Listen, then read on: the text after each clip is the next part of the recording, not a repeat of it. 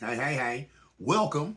I'm your humble host, Fizz Ed Music, and this is Urban Politics. I want to thank you all for liking and subscribing as you do. Please, as soon as you have a chance, preferably after this video, take a little cell phone over to YouTube, like and subscribe, Fizz Ed Music, Urban Politics. But without further ado, ladies and gentlemen, I want to jump right into it like a car and drive because there's all types of tasty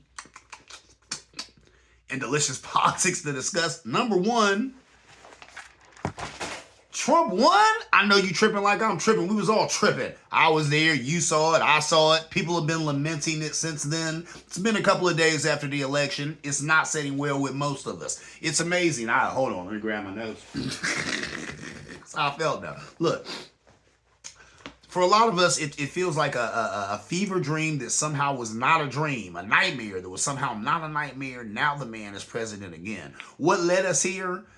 We'll talk about it. There's a lot of people who want to put the blame on all types of stuff. People are blaming Kamala for not reaching out to certain places. People are blaming certain minority groups for not supporting what would have been our first female minority president.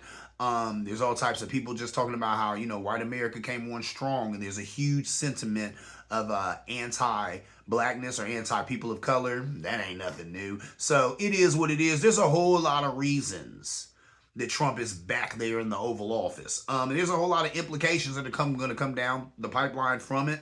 A lot of things, or a few things have happened already, but nothing probably like some of the stuff that we're going to see. I mean, let me just go ahead and get into it, ladies and gentlemen, while I'm sitting here just talking about it. Trump won. It is what it is. High numbers with black and Latino men. What is that about? I went on record to this show, and my big brother, he watches the show, D, my dude. He don't even really mess with politics at all. But he had said, even when Hillary Clinton, was trying to win the executive, he said, why do people have a problem with her when the first person that you take direction from is your mother? So why is it people have a problem with a woman in power? They just do.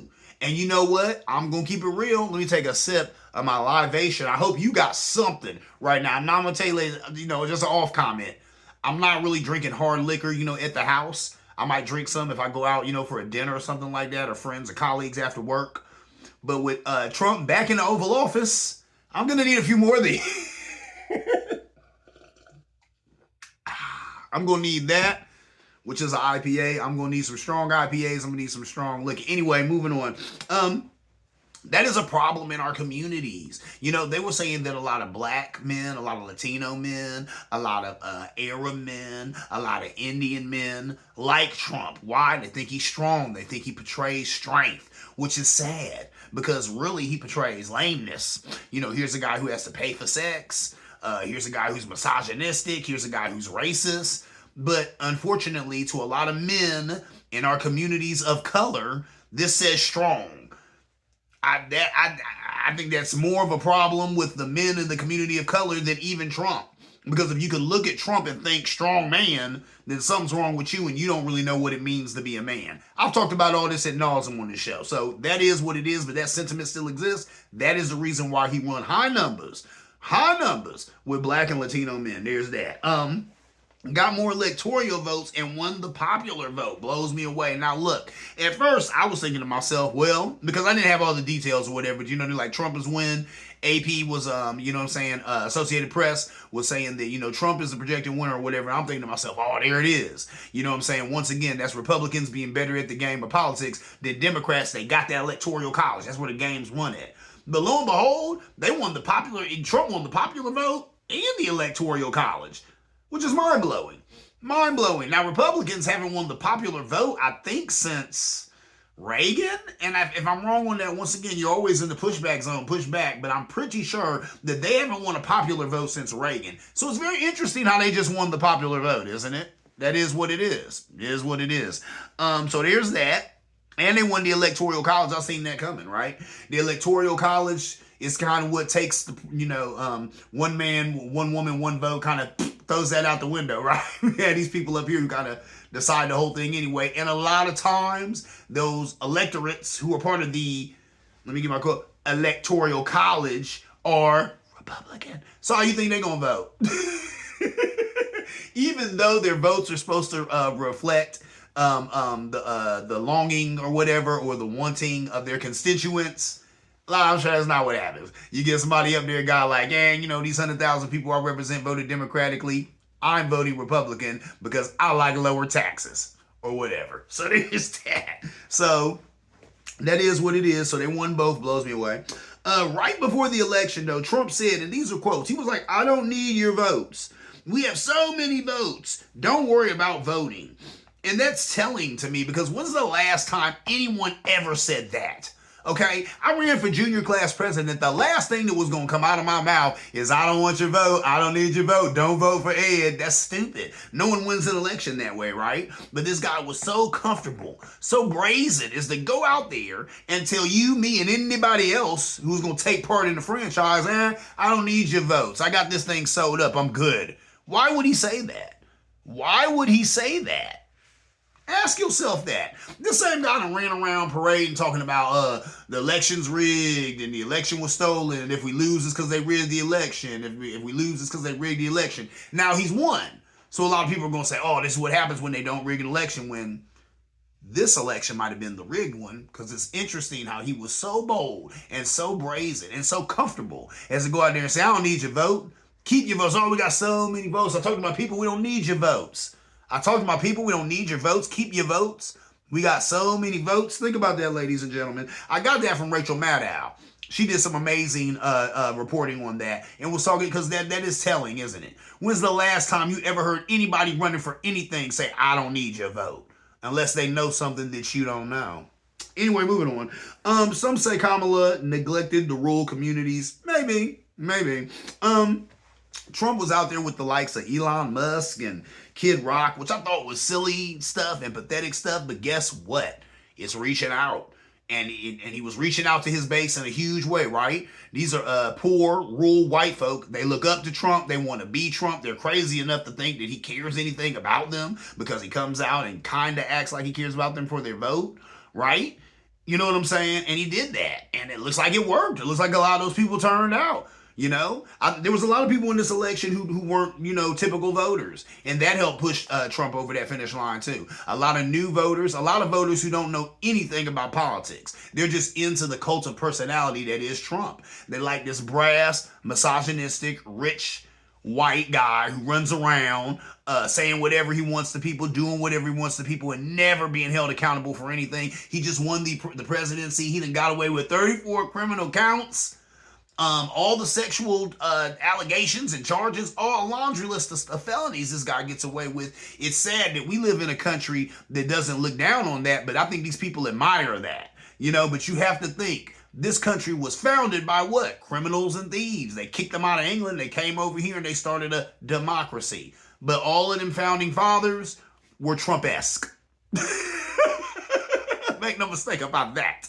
They're all cut from the same cloth, baby. So that's what it is. That's your country. So don't be surprised that Trump is president, right? He's a reflection of the average American. Oh, Lord, I just say that. That's sad, ain't it? Not the average American, because the average American is a woman of color, as far as averages go. But I'm going to say that, I don't know. You know what Trump is? Trump is America's ego. Is it their head or is it America's ego? It's probably America's ego. That's what Trump is. A lot of these people, they want to be him. So even if he gropes women, even if he, puts down even their, ethnicity or their, nationality, they don't care. They want to be aligned with the man because he's rich, he's powerful, he's made of money, says what he wants to, does what he wants to, and he's untouchable. Sad. Anyway, moving on. Joe Rogan claimed that Elon Musk had an app that predicted the winner of the presidential election 4 hours before the election was done. That's interesting too. That's telling. So does he have an app that was able to predict the winner of the election, or did he just know who the winner of the election was going to be because they did some other stuff to ensure that Trump would be the winner of the election? You make your own, come to your own conclusions, ladies and gentlemen. Anyway, so there's that. Some say Kamala neglected, I talked about that, neglected rural communities. She did. And that's what it is. Even Barack Obama talked about that. He said the problem with a lot of these candidates, and really he was talking about Hillary Clinton when he was making this comment, but I'm going to paraphrase, of course, but basically he said you got to go places that are uncomfortable. You have to go to places where, like he said, when he was campaigning, sure, I went to a place where I might have had 4%. A lot of times, you're looking at the campaign trail. There's a lot of places you have to hit, right? And you want to hit them before the campaign, before it's voting time or whatever, voting day. And you're like, well, these people over here, I'm going to get 50% of the vote. So maybe no need to go, to go over there. Maybe we do want to go over there because that'll be a nice town hall and that'll really look good for the photo op and all that. Over here, I'm only getting 4%. Only 4% of people like me. We'll skip that place because I'm not going to get those votes anyway. And that's where you mess up. Barack Obama said that. He said, I went and I talked to places where I was maybe 4, 5, 6%, so I wasn't going to get many votes anyway. But going there and talking to those people, I still got some votes I wouldn't have got. That helps. That helps. And that's what it is. And Kamala's saying with her, you got to go to some of these places that you're uncomfortable going because they don't agree with you. They don't like you. And a lot of times, yeah, they are racist. They're turned off by the color of your skin. And they were definitely turned off by the fact that you're liberal as soon as you walked in the door. Oh, well. You look at these people in their eyes. You say, hello, ma'am. Hello, sir. My name is such and such. And here's what I stand for. Let's have a conversation about it. But that's what you have to do as a candidate. You can't be so soft that you can't go to places where you're not popular. That's a part of politics. How else do you expect to make any ground here? I can sit in the echo chamber all day, and I'm going to get plenty of people who agree with me and agree with, the things that I agree with, and we have the same frame of reference, and we believe this way, and have these, different backgrounds that connects us. That ain't where the game is at. The game is talking to people who don't connect with you, who don't have your background, who don't look like you, who don't come from your walk of life. Get those people. Those are the people you want. Those other people, you already got them. Who cares about them? Now, who cares about them? You care about them. You want to take care of them too, but you need these new people. And Trump and them's, they did get some new people. They got some new people. I hate to say it. They got some new people. So, first thing on the table, though, and they were saying that Trump has to answer this because they said he ran on it. Immigration. What are you going to do about that? I'm going to tell you, ladies and gentlemen, bub kiss. And I will go on record on this show on Urban Politics as saying as such, Trump ain't gonna do nothing on immigration. No one will ever do anything on immigration. Chris Matthews said it best. It might be one of the reasons he ain't got his show no more on MSNBC, but that was one of the reasons, one of the things he said that might have got to put off, but he kept it real like he said. Immigration, it's a great political football. The right wants the free and cheap labor, and the left wants the votes. That just is what it is. So there ain't gonna be no wall. There ain't gonna be no path to citizenship. Ain't gonna be none of that. Because Republicans and Democrats, immigration is just, excuse my friend, this is a family show, a hell of a political football. It's a hell of a political football. Oh, so great. You're so great, right? You know what I'm saying? Because Republicans can run and fearmonger and tell you that brown people are coming to take all your stuff across that border, And then, like I said, Democrats can rely on these votes that they're probably going to get from people who come across that border because they're probably going to be poor when they get across here. They ain't got no money. That's why they're coming illegally. There it is. Anyway, moving on. I want to talk about Trump supporters. What is in the mind of a Trump supporter? Once again, if you don't agree, you in the pushback zone. If you're a Trump supporter and you don't think you fall in any of these categories, let me know. But I think when it comes to Trump supporters, and if you are in my family, when it comes to Trump supporters, here's what we have. We have people who are apathetic. We have people who are ignorant. We have people who are blissfully ignorant. And then you have people who are woefully ignorant. Those are your 4 Trump supporters.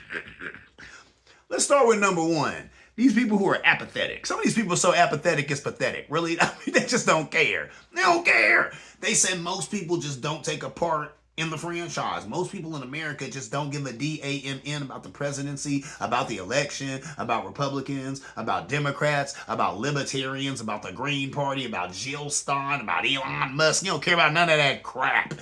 That's a problem. It is crap. It is garbage. It is a political gobbledygook. But when you don't take an interest in it, you end up suffering the consequences, right? So there's that. A lot of people are apathetic. They just don't care. You heard plenty of that. There are plenty of people who voted for Trump because they don't care. They're like, let the world blow up. Oh, yeah, he's got the nuclear codes again. He's off the rails, and he's a racist, and build a wall. Having a good laugh at the whole thing. They're like, man, they just can't wait to sit back and watch the world blow up. Apathy, man. Apathetic. That's what it is. They don't care. They're apathetic, right? So then we got people who are ignorant.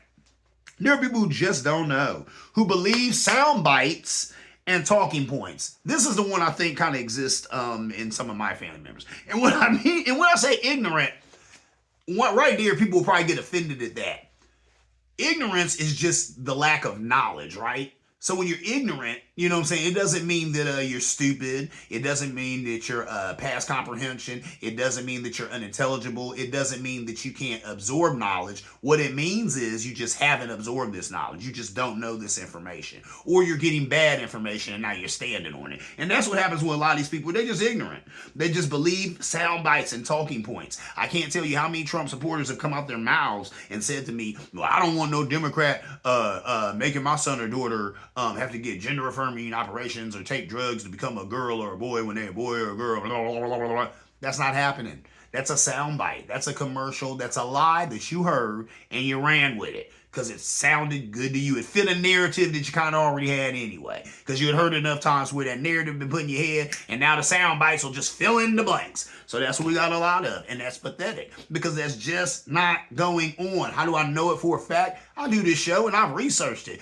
And I told some of my family members this, I've researched it, and that's not what's going on. There's not one political figure on either side of the aisle, but definitely not on there's no leftist Democrat. There's no Democrat who wants kids to be getting gender-affirming operations or taking these gender-affirming medications. Now, many things can be true at the same time, ladies and gentlemen. Are there Democrats who might be more open to that type of stuff because of pharmaceutical companies that may be giving them money to push that? Sure. That could be going on. But I still go on record as saying there's no Democrat who's standing up saying, yeah, I want kids to go out there and get, operations to turn to a girl if you're a boy and a boy if you're a girl. And that's not happening. But they push that, and there's a lot of people who obviously believe that about Sherrod Brown. That man got unseated. He was the incumbent. Sherrod Brown had that seat for 30 years, and he lost it to Moreno, whatever, Moreno. I don't want to be disrespectful just because I don't believe, support the guy's politics. And I do like Sherrod Brown, but I'm sad to see him lose that competition, man. I think they got rid of a great American. I think they got rid of a great worker. That guy really did try to push legislation that helped working class Americans. So there it is, but he lost that seat because of that lie. I mean, they kept playing it, and people started believing it. And people believed it enough for him to lose that seat. It's ignorance. Blissfully ignorant. There are some people who are happy to be stupid. Blissfully ignorant. Believe it or not, a lot of people who are not of color are blissfully ignorant because you can be. If you're white, do you really have to care about anything? I mean, anything. You live in America. Everything has been set up for you. No matter who's the president, no matter what's going on, no cop is going to just shoot you all willy-nilly and get away with it. So there's plenty of things, you know what I'm saying, you can be blissfully ignorant about. And I get it. If I was white, I'd probably be the same way. Why would I care about civil rights? Why would I care about white supremacy? Why would I care about any of that? It's easier to just live my life, watch sports, grill out on the weekend with my family, get into this cryptocurrency thing. I can think about a million other things. Besides all this social crap that's going on, politics, all that stuff, I can just be blissfully ignorant. Who's running for president? Who cares? When you're white in America, you don't have to care about none of that. No, look, there are some people of color, though, who are blissfully ignorant, too. You know these people, too. These are those black and brown people who also don't want to hear anything about politics. They don't want to talk about social issues. They don't want to talk about white supremacy. You might even talk to some of them and say, what white supremacy? I'm doing just fine. I got a Benz in my driveway. I got a big, nice house. White supremacy don't mean nothing to me. Well, you're doing good, but there's other people who aren't. But that is what it is. But that's blissful ignorance. That brother, he don't want to think about the others who ain't doing good. I'm doing great. What? You know what I'm saying? Lord, bless us for and no more. And there it is. When he eats, his family's fed. When his family eat, they fed, right? So if everybody else ain't eating, oh well, they got to get it how they live, just like he got it. I know these people, they blissfully ignorant. And I get it. It's easy to not care when you just don't have to care. When you're insulated by your color or your money or your fame or whatever. Blissful ignorance. Last one, woefully ignorant. That is ignorant on purpose. These people seek out the ignorance. Why? Because being ignorant makes them a lot of money. If I start talking the truth, I lose my bread. And there's a lot of people who this woeful ignorance is big money to them. They make a whole lot of money by acting like they don't know. By acting like, oh, they didn't mean that, or that was an accident, or that's not what's going on, or here's this, or here's that, or always trying to throw it back in your lap. No, y'all did that. No, you got shot by the cops because you were resisting arrest. That's your fault. That's on you. You know what I'm saying? So that's what you got there. Woefully ignorant. People who are stupid on purpose. You know what I'm saying? They want to act like they don't know. Or, you know what I'm saying? They are being stupid, like I said, because it's making them money. It's you know what I'm saying? It's making them a profit. As long as I sit here and act like I didn't know that was wrong, or who knew that was going to turn out like, we didn't know that. We pushed that legislation not because we wanted to restrict women from being able to get abortions, but because we want to save life. Because all life is precious. That's anyway, woefully ignorant. So there you go. I think those are the 4 categories that Trump supporters fall into. If you think I'm wrong, you're in the pushback zone. You can always push back. Check this out. Let's go ahead and get out of here as I see my time is drawing nigh. Last thing I want to talk about is my ladies. Ladies, hey, they have post-it note campaigns, right? So they have post-it notes in women's bathrooms. This vote for who you want. Vote for Kamala Harris. That's cool. They were talking about they had voting commercials that were telling women what happens in the booth stays in the booth. That's cool. You know, kind of like the Las Vegas thing. You know, what happens in Vegas stays in Vegas. What happens in the booth stays in the booth. I think that was kind of cute. Plenty of women either don't vote or vote how their husbands tell them to vote. I think that is sad. And I say, ladies, no more. Stop doing that. What is up with all these men who feel like they got to control women? I feel like if you're a man and you feel like you have to control a woman, then you're no type of man. There's something wrong with you, bro. Why you got to control her? Let her vote how she wants to. You vote how you want to. She votes how she wants to. That is America. Now that brings me to another point, too. I'm sick of these people telling me I don't talk to my brother anymore. I don't talk to my mother anymore. Or I haven't talked to my father in years over politics. He's a Trump supporter, so I'm not talking to. It's ridiculous. Like I said, I got Trump supporters in my family, and guess what? I love them to pieces. I don't care. If that's how you feel, and that's how you want to vote, then vote your conscience. And your conscience ain't my conscience. You're allowed to have your own opinions. You're allowed to have your own thoughts, your own feelings, and they don't have to agree with mine. But guess what? I still love you to the dirt. I don't care how you vote. And I say that to any of my family members who voted for Trump. I say that to any friends who voted for Trump. You know who you are. I know who you are. And you know I mean it because I've said it to you. I don't care how you vote.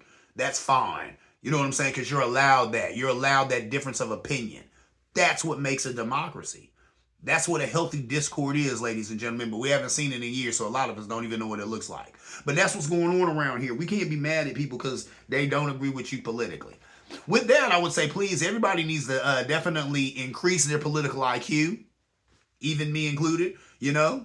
But with that said, we can't be holding that against people. How you vote politically or how you feel politically is your own business, right? So there's that.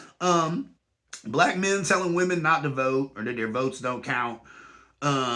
Black women have always been the heart and soul of the Democratic Party. Heck, even Joe Biden said that. So sisters, please do not listen to brothers who tell you not to vote. Brothers, please don't listen to anybody who talks about not voting. If voting wasn't a big deal, there wouldn't be all these campaigns and coalitions all the time to get black people not to vote. Our votes do matter. There was a time, do your research, when there were all these black men in Congress, and it was because their black constituents continuously sent them there. Rachel Maddow did a whole thing about it. It was amazing. But there were all these brothers who were in Congress. Imagine if we had that going on right now. And we could, if black people were hip to the game. And I say it all the time. In politics, you need people or money. You need a whole bunch of votes or a whole bunch of money. And if you got both, you a bad mofo. Black folk, we got both. We just would need to come together with these two things. But we got plenty of people power. And we got plenty of money. I'm telling you, if people of color could come together with those two things, then you're a driving political force. Then you get some things done in this country. But that's the only way that happens. It's going to be hard now, too, because now we have 3 branches of the government that are all GOP ran. You know, down ballot, they won a lot of races. So there's a whole lot of Republican congressmen, a whole lot of Republican people in the House, a whole lot of people, Republican people in the Senate. And, of course, our executive is the orange guy. The head Republican. So it is what it is, ladies and gentlemen. Right now, the Democratic Party is in the crouch position, but I think this will actually help them galvanize and come together a little stronger. Let's see what AOC and Cory Booker and some of these young Democrats got up their sleeves for us. That is my time. I went over a little bit, but like I said, man, we just had a presidential election and whew, once again, changing the slogan. Now, it's usually been urban politics, where politics lives. Right now, it's urban politics, now more than ever. You know what I'm saying? Because now more than ever, we need this urban politics. So there it is, ladies and gentlemen. As always, see you around like a donut.